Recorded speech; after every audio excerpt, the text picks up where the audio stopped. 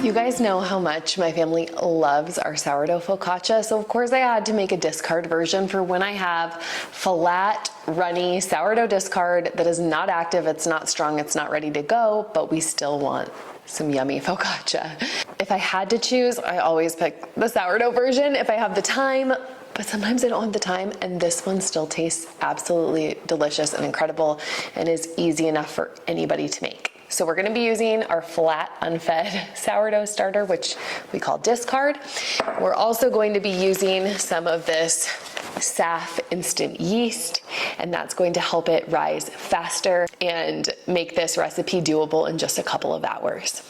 So let's get baking. All right, we're starting with our sourdough discard. So this is just unfed sourdough starter, and I'm gonna go ahead and put 240 grams of that right into my bowl. You can use discard that is young and fresh, or you can use stuff that's been sitting in your fridge for a while. This is a really good recipe to use up a bunch of your sourdough discard that you've just got in your fridge that you're looking for a use for and that you don't want to refeed. Okay, I'm going to pull out just a tiny bit of that. I'm a little bit over. It's okay. Tare my scale, we're gonna add in our water, 390 grams of water. This is a pretty high hydration recipe, which means it's gonna be really light and airy focaccia because it has a lot of water in it. And we're gonna rely on the pan to do a lot of that work to keep the focaccia rising up. So I'm gonna mix that up in here. And then I'm gonna add in about 8 grams of instant yeast. The instant yeast is what is going to make our focaccia rise instead of a sourdough starter. And then we're gonna do 10 grams of salt. Mix it up. If you were here, you would start to smell that instant yeast starting to activate. You can kind of see it will start to clump together here on the sides, and it gets this yeasty smell, and that's how you know that it's starting to work. You could also sub in a dry active yeast, but you'd want to activate it before you make this recipe. And then we're going to add in our bread flour. Okay, do 550 grams of the bread flour. If you wanted to use an all-purpose flour, you could use that. You just would want probably a little bit less water because the all-purpose is not gonna soak up as much water. It doesn't have as much protein in the flour. So notice this is a pretty wet dough, and that's what you want because you're gonna want all of the pretty bubbles. That's how you get a delicious focaccia. I just get the dough off of my dough hook here and make sure that it's all well hydrated.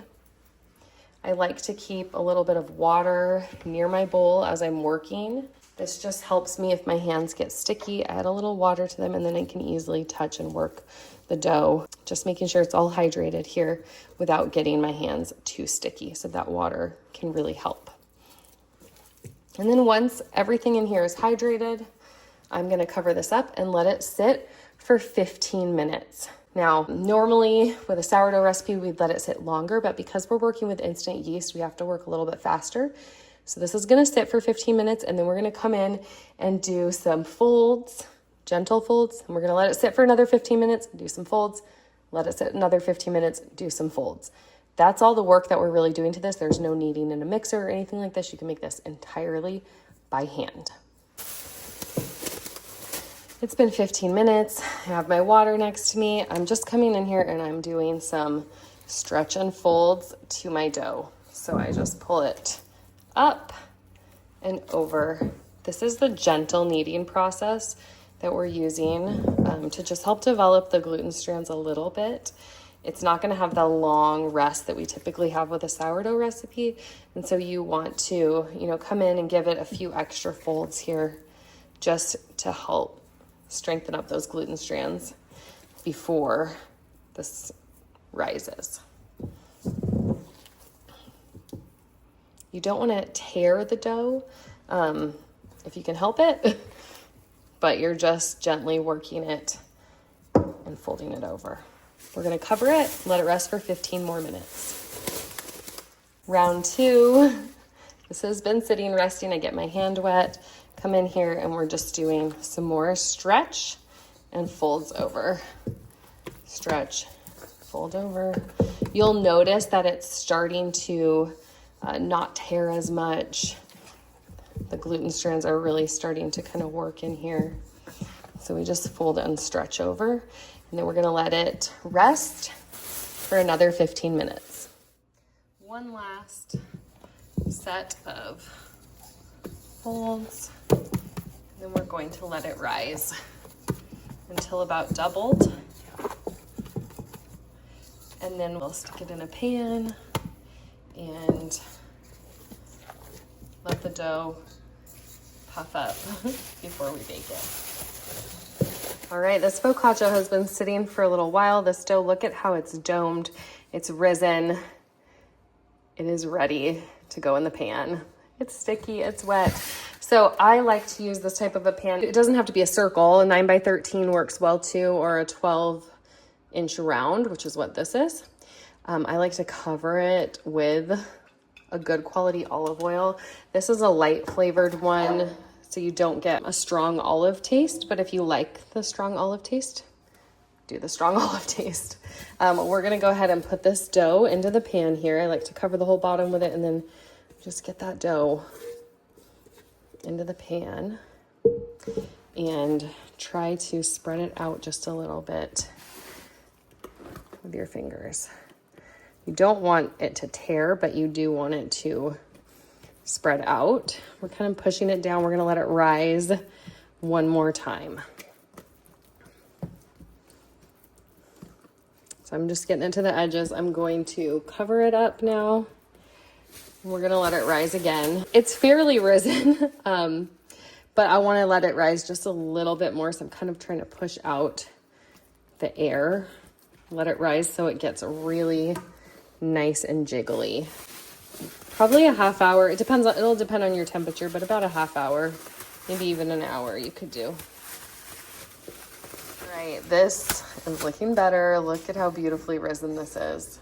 So I'm gonna add some more olive oil on the top. The olive oil is what makes this just so crispy.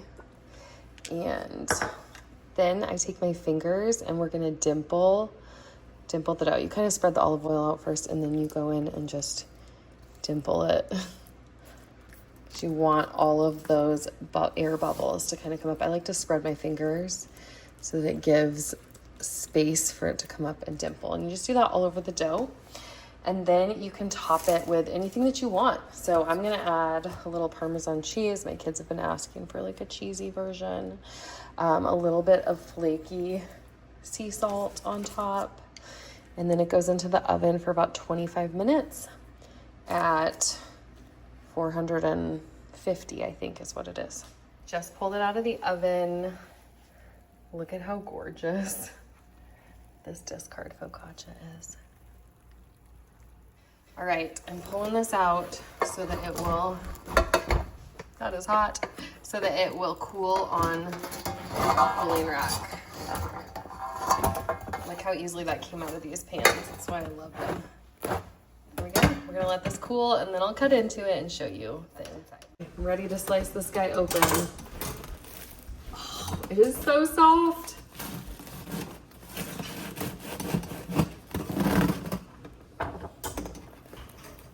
Wow. Look at that. Gorgeous.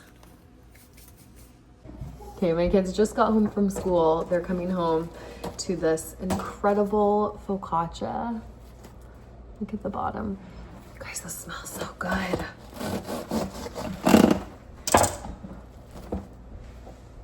Look at this. So fluffy, soft. Wow. If you need a quick discard recipe, you gotta try this one.